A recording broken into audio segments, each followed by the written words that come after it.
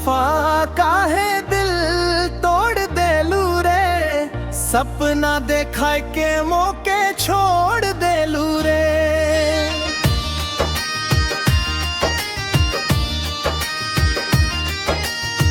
तोर बिना मोर जिंदगी सुन लागे रे, रात भर आंसू मोर तकिया भीजे रे।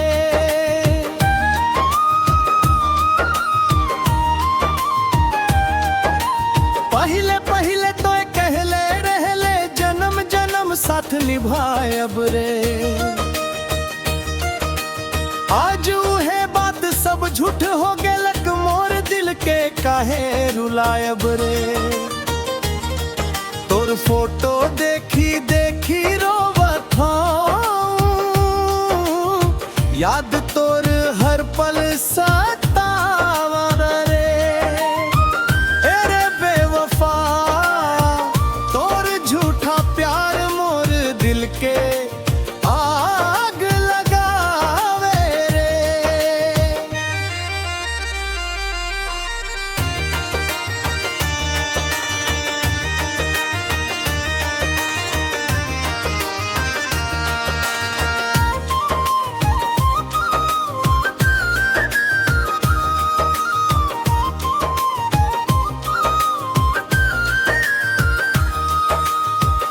एरे बेवफा काहे दिल तोड़ देलू रे, सपना देखाय के मौके छोड़ देलू रे।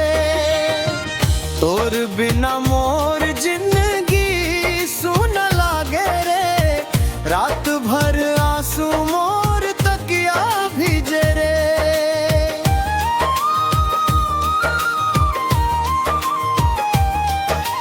गाँव के रास्ता पेड़ के छैया सब तोर याद दिलावे रे, सांझ सकारे तोर नाम लेके मनवा मोर घबरावे रे। दूसर संग हंसते देखलो जब नैना से नीर बहाल रे। मौके छोड़ के सुख पेलू तो मोर भागे दुख रहल रे।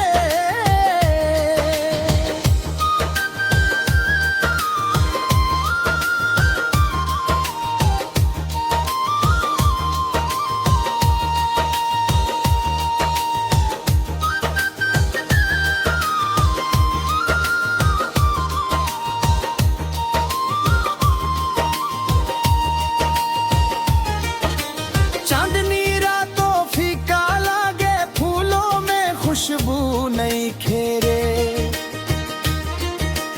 तोर बिना ए जिंदगी मोर सुखल डार जैसन होई गे रे। कतेक भरोसा कर ले रही, सब सपना टूट गेल रे। दिल के टुकड़ा टुकड़ा करके तो ये दूर बहुत चल गेल रे।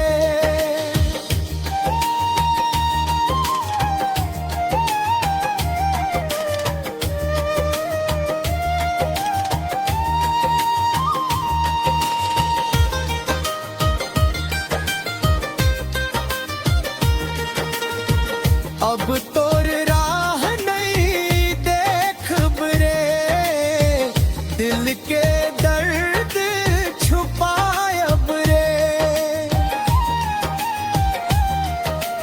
जितना रोवलो तोर खातिर उतना अब मुस्कायब रे। भगवान से बस इतना मांगब ककरो दिल नहीं टूटे रे। सच्चा प्यार करे जे कोई